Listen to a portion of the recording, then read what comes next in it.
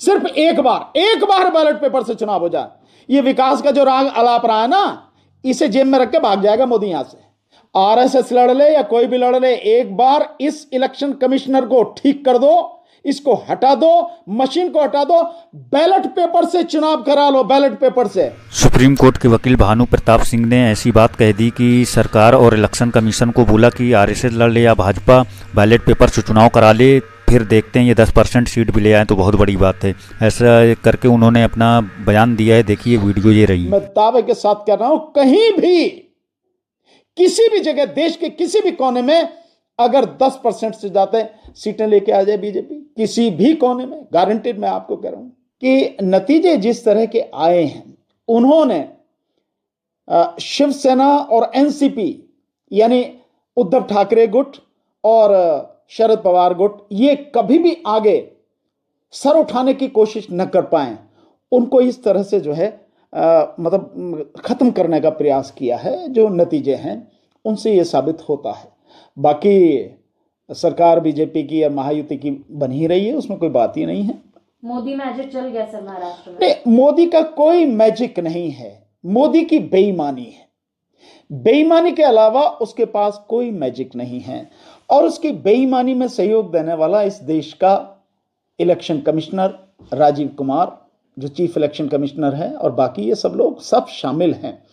मैं बार बार इस बात को कहता हूं और मेरी बात लगातार सिद्ध हो रही है। अगर आप देख रहे होंगे आज के नतीजे, तो जिस समय नतीजे आ रहे थे वहां पर कुछ मीडिया के साथी, विशेषकर अगर मैं नाम लूं तो डीबी लाइव वाले जो हैं, उन्होंने तो बहुत जबरदस्त तरीके से, बहुत जोरदार तरीके से एक डांट लगाने के उसमें कहा कि राहुल गांधी जी, आप जो मन में आए करते रहिए, आपने अपना मीडिया बना लीजिए, आप उस पर करते रहिए, वीडियो अपलोड करते रहिए, लेकिन जब तक आप जन आंदोलन नहीं खड़ा करेंगे, सड़क पर नहीं उतरेंगे, तब तक आपकी ये हालत रहेगी, इससे भी बदतर हालत होगी आपकी। यही हाल आप देखेंगे उत्तर प्रदेश में जो हाल हुआ है। उत्तर प्रदेश में कोई सोच सकता था कि यही स्थिति होगी, लेकिन आपके सामने है जितनी बुरी स्थिति है। तो ये सब कुछ वेल प्लान्ड तरीके से है। हमने बहुत पहले ही कह दिया था कि महाराष्ट्र में बीजेपी जीत के आएगी। क्यों जीत कर आएगी? उसके दो कारण हैं, बड़े कारण हैं। नंबर एक, बीजेपी वहां अपने आप को मजबूती से स्थापित करना चाहती है, कर दिया उसने। दूसरा, जो अडानी है उसको धारावी की जो जमीन है तकरीबन 2 लाख करोड़ की, वो जमीन देनी है, सारा प्रोजेक्ट उसको देना है, सारा सब कुछ। तो कैसे देंगे? जब सरकार होगी तभी देंगे। और सरकार, जहां तक जनता की बात है, अगर पब्लिक की बात कहें तो जनता बीजेपी के साथ में नहीं है, लेकिन इलेक्शन कमीशन उसके साथ में है। अब आप ये कहेंगे कि साहब ये झारखंड में क्यों नहीं हुआ? तो ये एक सेट पैटर्न है। अगर मैं झारखंड की ही बात अगर करूं, तो जो झारखंड में उसको वोट मिला है, जीएमएम को या इंडिया गठबंधन को जो सीटें मिली हैं, 28 और 14 सीटें जो मिली हैं अब तक, जो मेरी जानकारी है, उसके बाद अब क्या हुआ है मुझे नहीं पता, पर इतना जरूर है बहुमत उनका आ रहा है। तो जो वोट वहां पर मिली हैं, वही वोट पूरे देश में, उससे भी ज्यादा वोटें पूरे देश में इंडिया गठबंधन के साथ में हैं, बीजेपी के विरोध में हैं। लेकिन इंडिया गठबंधन जिससे चुनाव आप लड़ रहे हो, उसके तरीके, उसके हथकंडे आप नहीं जानते, उनको रोकने का आप कोई एक रणनीति नहीं बनाते, उसका नतीजा है आपके सामने है। अन्यथा बीजेपी अपने दम पर जीत नहीं सकती। एक और बड़ी मजेदार बात हो रही है कि एक और सज्जन कह रहे थे, पत्रकार, मुझे बड़ा आश्चर्य हुआ कि जो वे बात करें कि महाराष्ट्र का चुनाव आरएसएस ने लड़ा, तो लोकसभा का चुनाव किसने लड़ा? आरएसएस ने नहीं लड़ा। ये एक बड़ी मजेदार बात है कि आरएसएस ने लड़ा। अरे वो हर चुनाव आरएसएस ही लड़ रही है, बीजेपी आरएसएस सब मिलकर साथ में लड़ रहे हैं, लेकिन जहां पिट जाते हैं वहां कहते हैं कि भैया बीजेपी ने लड़ा, आरएसएस को मौका नहीं दिया। और जहां मतलब जीत के आ गए जो कि हाँ आरएसएस की छवि नहीं बिगड़नी चाहिए, तो आरएसएस ने चुनाव लड़ा। आरएसएस लड़ ले या कोई भी लड़ ले, एक बार इस इलेक्शन कमिश्नर को ठीक कर दो, इसको हटा दो, मशीन को हटा दो, बैलेट पेपर से चुनाव करा लो, बैलेट पेपर से। मैं दावे के साथ कह रहा हूं, कहीं भी किसी भी जगह देश के किसी भी कोने में अगर 10% से ज्यादा सीटें लेके आ जाए बीजेपी, किसी भी कोने में, गारंटेड मैं आपको कह रहा हूं, नहीं है तो नतीजा आपके सामने ही है। यही चीज जो है संजय राउत ने भी कहा है कि अडानी का फैसला है, महाराष्ट्र की जनता का नहीं है। नहीं, बट संजय राउत अब क्यों कह रहे हैं? संजय राउत की पार्टी तो लड़ी है ना चुनाव, वहां शिवसेना ठाकरे ग्रुप वहां चुनाव लड़ा है। उन्हें यह बात पहले नहीं मालूम थी क्या? हम लोग इतने साल से लगातार कह रहे हैं, 2019 से हम लगातार जो इस बात को बता रहे हैं कि किस तरह की गड़बड़ी हो रही है। इलेक्शन केवल बीजेपी थोड़ी लड़ रही है। बीजेपी के साथ में आरएसएस, उसके साथ में उसके गठबंधन, उसके साथ में ईडी, उसके साथ में सीबीआई, उसके साथ में election IT income tax department, और उनसे भी सबसे बड़ा इलेक्शन कमीशन उनके साथ में। तो ये एक इतना तगड़ा गठबंधन है, आपको इनसे मुकाबला कैसे करना है, ये सोचना होगा कि नहीं सोचना होगा। तो अब आप कह रहे हो रिजल्ट आने के बाद, हम बहुत पहले से ये बात कह रहे हैं कि आप जब तक इस सारी चीजों को समझोगे नहीं, इस पर संघर्ष नहीं करोगे, तो हाल यही रहेगा। जब तक मशीन से चुनाव होगा या यही होगा। जिस दिन इस देश में बैलेट पेपर होगा, आरएसएस का बाप भी अगर आ जाए, अगर बीजेपी को चुनाव जीता जाए, मैं कह रहा हूं ना 10% से ज्यादा सीटें अगर किसी भी राज्य में, किसी भी राज्य की बात कर रहा हूं, और लोकसभा में 10% से ज्यादा सीटें लाके दिखा दे, ऐसी 50 आरएसएस आके बैठ जाए, तब भी मैं कह रहा हूं नहीं आ सकती। देश की जनता बुरी तरह से पीड़ित है। इनके पास कोई जवाब है इस बात का कि इतनी भयानक बेरोजगारी क्यों है, इतनी भयानक महंगाई क्यों है, इसके लिए जिम्मेदार कौन है? जवाब है इनके पास कोई जवाब नहीं है, किसी भी तरह का कोई जवाब नहीं है। लेकिन चुनाव जीते जा रहे हैं।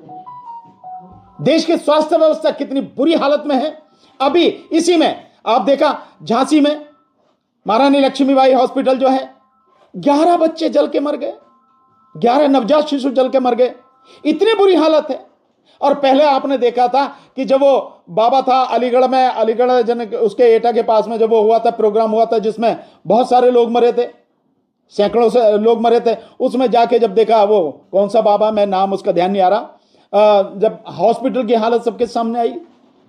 लेकिन ये कह रहे हैं सर, नारा चल गया उनका, बेरोजगारी की जगह ये एक रहेंगे सेफ रहेंगे, और ये नारा चल गया। बटोगे कटोगे। तो ये नारा जो झारखंड में क्यों नहीं चला?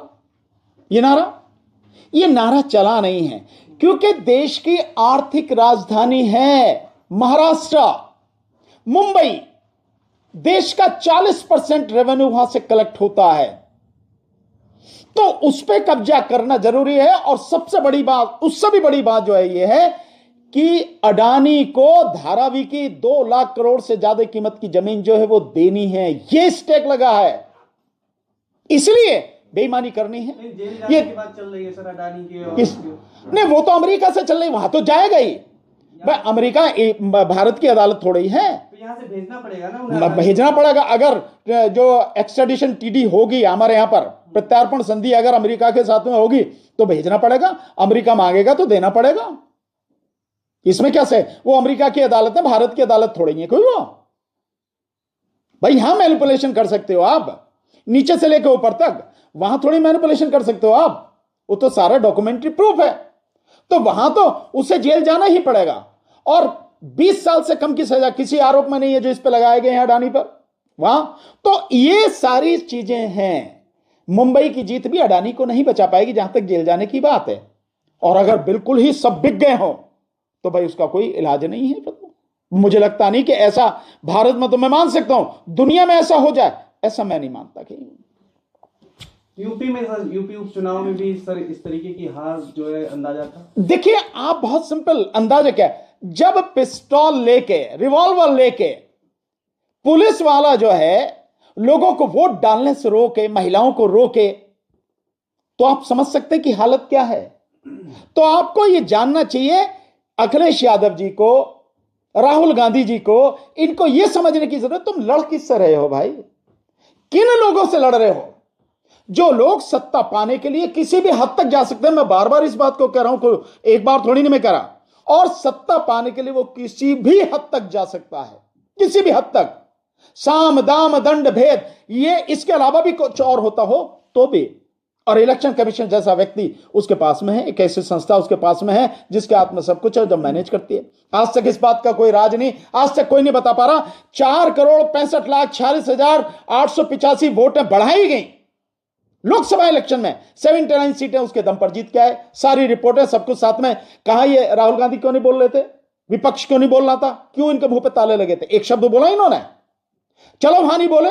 हरियाणा में सवाल सबके सामने हो रही है कि 20 सीटें इस तरह से बेईमानी करके जीती गई हैं, तुम्हारे सामने है। 14 लाख वोटें बढ़ाई गई हरियाणा में, और उनको जब पूरी 90 सीटों पर काउंट करते हैं तो कैलकुलेट करने के बाद आता कि 15,277 वोटें एक सीट पर पड़ती हैं, और 50 सीटें इसी 15,000 से कम में हार जीत हुई है। तो समझ में नहीं आता, आप तब भी नहीं बोल रहे। आप उसी के पास जा रहे हो जो तुम्हारी गर्दन काट रहा है, कातिल के पास तुम कह रहे हो भैया हमारा कत्ल कर दिया गया, और किसने किया मालूम है कि उसी ने कत्ल किया। उसी के पास जा रहे हो और उसने लताड़ लगाई। उसने कहा भाई बेकार की बात मत किया करो, सोच समझ के बोला करो, कुछ भी बोल दे तो यही है ना उसका, जो उसने कहा इलेक्शन कमीशन ने कि आइंदा से ऐसे मत बोलना, सोच समझ के बोला करो।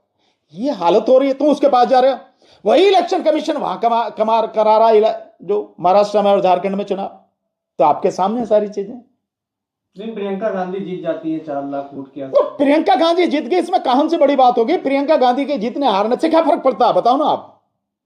वो सीट तो ऑलरेडी जीती हुई थी ना, वायनाड की सीट तो राहुल गांधी जी ने जीती हुई थी ना, उसी पे तो उपचुनाव हुआ। 4 लाख 5 लाख जिससे भी जीता है उनको बहुत बहुत बधाई, लेकिन उससे होता क्या, फर्क क्या पड़ता? महाराष्ट्र के हारने जीतने से फर्क पड़ता है कि जो मोदी का यार है, जिसकी चौखट को मोदी सलाम करता है, जिसके दम पर यह सारा सब कुछ हो रहा है, जिसके जहाज में वो घूमता था मोदी, तो उस यार को माला माल करने के लिए इस महाराष्ट्र पर कब्जा करना बहुत जरूरी था। 3 मुख्यमंत्री के साथ दावेदार, लेकिन वहां पर छोड़ो यार, कोई दावेदार अब कोई बने उससे क्या है, कौन गड़बड़ी हुई है, मतलब वहां पर गड़बड़ी खुल के गड़बड़ी हुई है, इससे ज्यादा गड़बड़ी क्या होगी?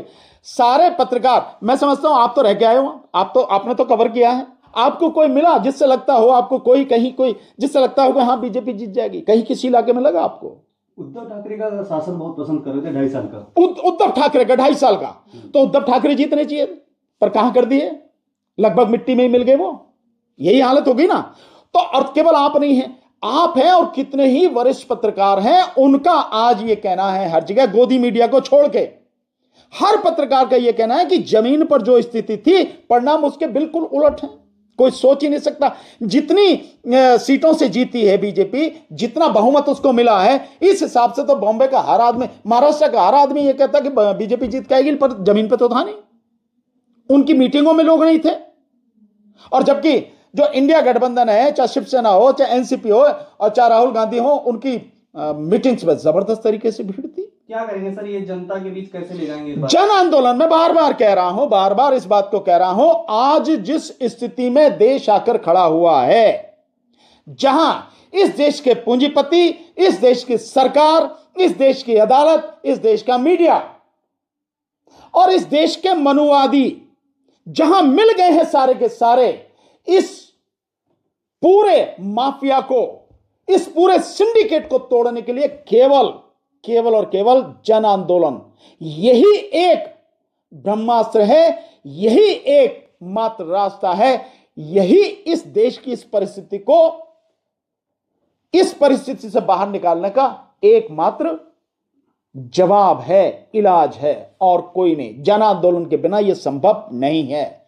इस देश की जनता को खड़ा होना पड़ेगा, अपने अंदर से डर निकालना पड़ेगा, और बैलेट पेपर से चुनाव हो, यह बात पूरी तरह से निश्चित करनी पड़ेगी। और इलेक्शन कमिश्नर अगर बेईमान है तो उसका इलाज भी इसी देश की जनता को करना पड़ेगा। कोई भी हो वो, अगर नहीं कर सकते, अगर डर लगता है इस देश की जनता को, जन आंदोलन नहीं कर सकती, तो फिर इसी तरह से होगा और राजा बन जाएगा मोदी, और फिर आप प्रजा और बाकी आरएसएस ये सब चलाती रहेगी और आप करते रहना। लोकतंत्र भाड़ में गया, लोकतंत्र को वैसे ही दफन ही कर चुके हैं, बचा कुचा जो भी दिख रहा है ये भी सब कुछ खत्म हो जाएगा। और जनता अगर इस भ्रम में है या इस इंतजार में है कि कोई पॉलिटिकल पार्टी, कोई नेता आके आपकी अगुवाई करेगा, वो आंदोलन शुरू करेगा, तो भूल जाओ। राहुल गांधी वैसे तो बहुत बोलते हैं, राहुल गांधी ये कॉन्स्टिट्यूशन की किताब, ये देखो ये कॉन्स्टिट्यूशन है, इसे दिखाते फिरते। अरे इन्हें दिखाने की बजाय वो आंकड़े दिखाओ ना, उन आंकड़ों पे जन आंदोलन खड़ा करो ना, बोलो ना।